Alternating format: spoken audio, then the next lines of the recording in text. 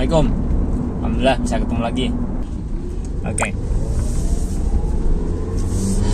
Alhamdulillah. Ya kita syukurin dulu ya. Alhamdulillah kita masih diberikan kesehatan, diberikan umur ya. Diberikan kesempatan untuk bisa menghirup udara, melihat gitu ya. Insya Allah kita coba optimalkan kebermanfaatannya.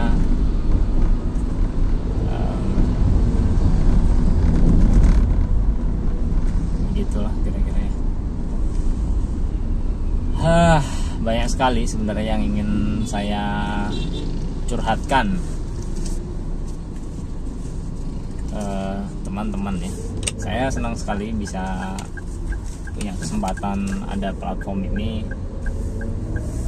sehingga apa ya, sehingga saya juga punya kesempatan untuk curhat lebih banyak,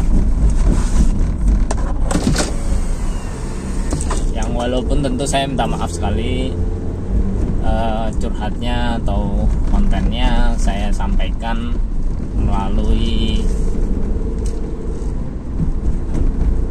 momen-momen seperti ini sambil nyupir gitu ya, bukan karena kurang menghargai, tapi kesempatan yang ada seperti ini ya kita optimalkan lah. Di mobil itu kan seringkali yang dilakukan apa ya, sambil denger musik mungkin ya, atau sambil denger yang lain. Kita nggak selamanya juga mood juga untuk dengerin itu ya. Ini di pol-polin lah gitu ya, yang bisa dilakukan ya dilakukan. Kita mau bahas apa sekarang ya? Waktu itu kita sudah tentang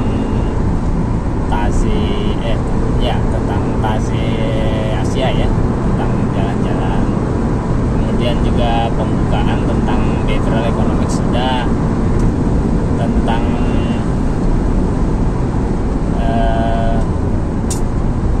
sekarang saya mau cerita tentang lomba.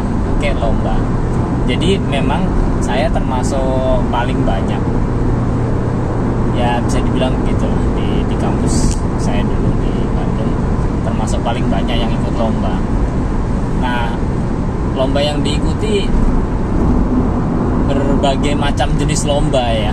Ada lomba bisnis, saya teknik mesin itu ikut lomba desain produk juga ya, lomba bisnis ya kan, lomba puisi, lomba apa lagi ya, inovasi gitu ya, kreativitas ya, terkait itulah. Terus misalnya pengabdian masyarakat gitu ya. Kalau di tingkat nasional dulu awal-awal ada namanya PIMNAS, Pekan Ilmiah Mahasiswa Nasional, sekarang harusnya juga masih ada. Kemudian sebelum itu pemerintah menyalurkan dananya melalui namanya PKM, Program Kreativitas Mahasiswa. Saya ikut lumayan banyak. Jadi kalau dulu aturan masih agak longgar, saya bisa setahun itu ngirim berapa, 13 proposal gitu. Dari 13 yang lolos 8, lumayan banyak lah. Terus yang ini sempat ngirim juga 5, lolos 4 atau 5 ya, kira-kira gitu. Ada satu lomba tingkat nasional, termasuk lomba paling keren waktu itu ya. Dari 10 finalis kali ya, 10 atau 20 finalis, 3 diantaranya itu tim saya. Ada nama saya di dalam itu. Ada yang saya penulis tunggal, ada yang kami tim, ada yang sebetulnya saya tapi dibuatkan tim gitu. Seru lah waktu itu. Tahun 2000 saya masuk S1 2003. Saya mulai lomba pertama 2004 tingkat ITB, menang, namanya ITB Fair 2004 berarti ya. ITB Fair 2004. Kemudian tingkat nasional itu ada PKM itu, terus PKM dan Pimnas ya. Terus ada tingkat nasional lain, terus mulai 2006 kali ya, menang yang nasional tapi lomba bisnis. Itu bawa konsep kebab waktu itu, franchise kebab booth kecil gitu ya. Tapi kebetulan kuliah saya terlalu sulit ternyata buat saya, sehingga ide bisnis yang menang nasional ini nggak saya jalankan, nggak kami jalankan, saya waktu itu tim.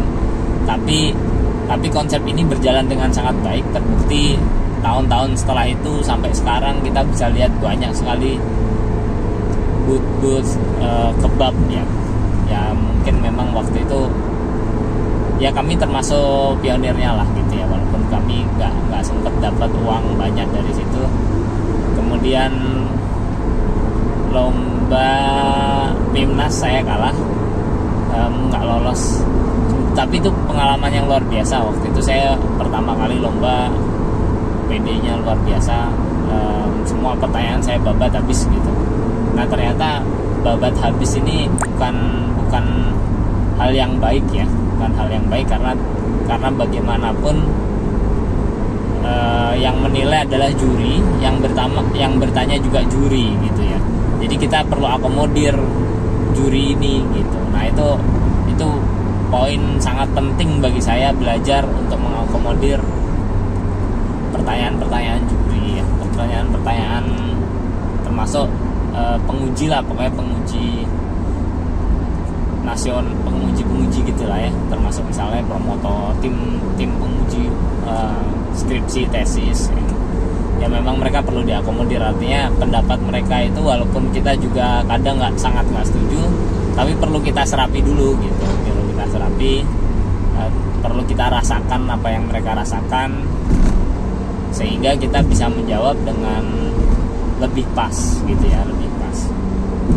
Karena kalau nggak jawab juga nggak benar, kalau semuanya ditelen juga kadang gimana ya, kan kita sebetulnya mau menyajikan pemikiran kita gitu. Kalau semuanya kita telan dari beliau-beliau ini ya akhirnya ya beliau-beliau aja yang lolos kan gitu, yang menang ya, nggak begitulah. Nah terus setelah itu udah tingkat internasional ya, ini udah cukup lama dari itu, jadi sudah agak banyak. Sampailah tahun 2011 terakhir saya ikut lomba secara personal. 2011 umur saya masih berapa, 20-an sekian lah. Tapi saya udah mulai bosen ya ikut lomba-lomba, cenderung menang terus gitu ya, mungkin sekitar 10 lomba terakhir yang saya ikuti itu bisa dibilang selalu menang. Terus saya udah bertekad, saya terus lanjut mencoba jadi mentor ya. Jadi mentor pertama saya 2012 lomba internasional, menang alhamdulillah. Saya waktu itu mentori 2 tim, 2012 kemudian 2014. 2012 benar menang, 2014 ini nggak lolos masuk final tapi nggak menang. Jadi setelah itu lebih senang kalau urusan mentor gitu ya. Kalau ikut lomba sendiri gregetnya kurang gitu ya. Mungkin saya juga perlu move on lah gitu ya. Nah, yang mau saya sampaikan adalah kenapa sih ikut lomba gitu, apa manfaatnya ikut lomba. Dulu kalau saya sampaikan bahwa saya istilahkan lomba ini seperti katalisator, mempercepat gitu. Mempercepat proses, berbagai jenis proses lah, dari proses belajar itu sendiri gitu ya, proses pengetahuan, cakupan pembelajarannya, terus prakteknya, networknya, sampai ke mental. Jadi dengan ikut lomba ini kita yang sebagai mahasiswa mentalnya langsung dibus, langsung didorong cepet bagaikan seorang direktur, bagaikan ya, nggak betul-betul direktur. Artinya kalau kita bisnis plan kan masih dalam bentuk rencana gitu, tapi kita betul-betul didorong dan diuji oleh para profesional untuk menjadi seperti itu. Nah, ini membantu banyak ya untuk mempercepat proses. Saya sangat sarankan lah kalau misalnya teman-teman ada mau ikut lomba, walaupun itu nggak ini sama sekali, dicoba ya.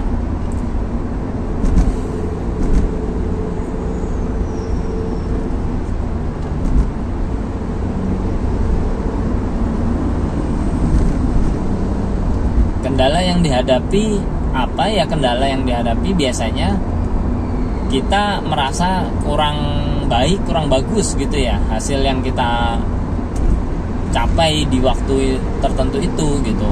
Misalnya kurang optimal, kurang apa gitu. Nah, itu yang kita perlu ini kan gitu. Kita seringkali jadi kuncinya memang yang penting submit ya, yang penting submit. Kita dorong semaksimal mungkin gitu. Yang penting submit, kita dorong semaksimal mungkin. Begitu gitu.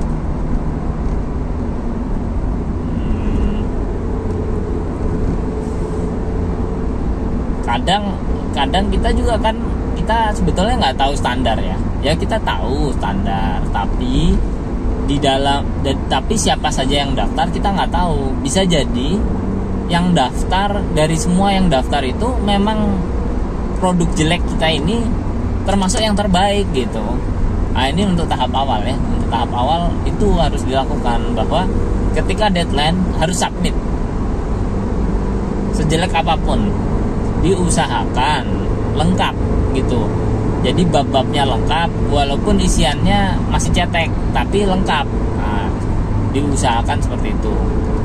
Ketika lengkap, yang mereka minta apa nanti bisa diperbaiki gitu ya.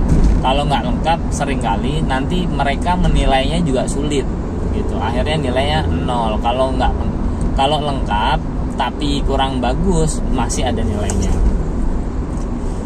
Ini untuk tahap awal. Nah, kemudian untuk yang selanjutnya, ketika kita sudah, jadi biasanya di awal ini kan memang seleksi berkas, atau kalau kita sudah levelnya cukup tinggi, sebetulnya hanya rekomendasi. Artinya kita tingkat nasional sudah oke, tinggal masuk ke internasional, kita butuh rekomendasi dari tingkat nasional.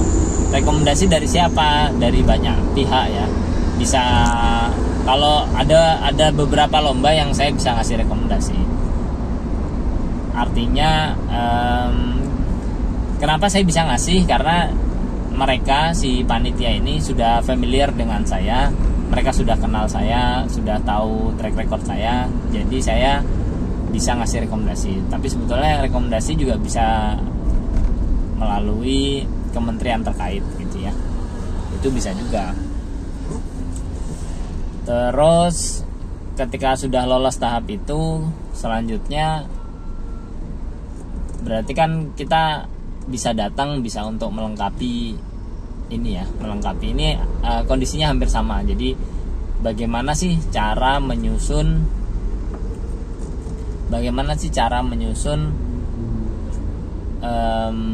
proposal ataupun presentasi.